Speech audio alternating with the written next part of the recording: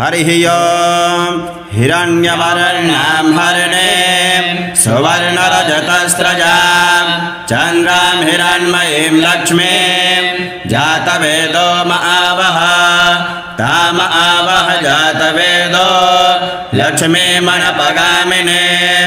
यस्यां हिरण्यमिन्देयां गामश्वं वरुषाणः अश्वपूर्वां रथमद्यां हस्तिनादप्रमोदिनीं श्रियं देवीमुपह्वये श्रीर्मा देवी जोषतां कांसोऽस्मितां हिरण्यप्राकारा माद्रां ज्वलन्तीं त्रिपदां दर्पयन्तीं पद्मे स्थितां पद्मवर्णां तामिहोपह्वये श्रियां चन्द्रां प्रभासां यशसा ज्वलन्तीं श्रियं लोके देवजुष्टामुदारां तां पद्मिनीं शरणं प्रपद्ये अलक्ष्मीर्मेनस्य तां त्वां ऋणे आदित्यवर्णे तपसोऽधिजातो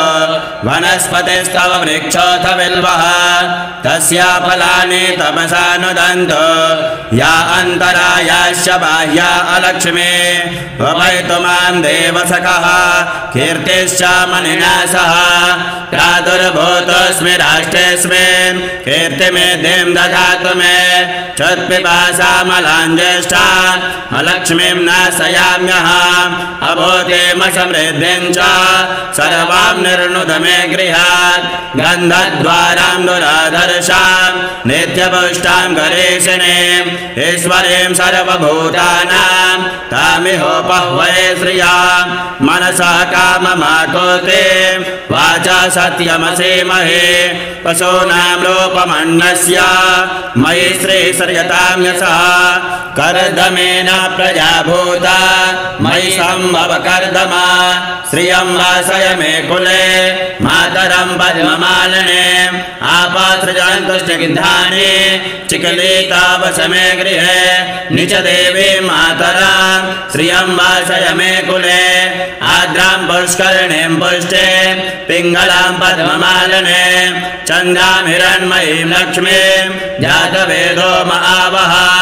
आद्रां यः करणीं यष्टिं सुवर्णां हेममालिनीं सूर्यां हिरण्मयीं लक्ष्मीं जातवेदो महावः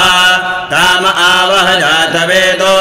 लक्ष्मीमनपगामिनीं यस्यां हिरण्यं प्रभूतां गावो दास्युष्वान् विन्देयं पुरुषाणः यः शुचे प्रयतो भूत्वा जोयादाज्यमन्वः सूक्तं पञ्चदशर्चं च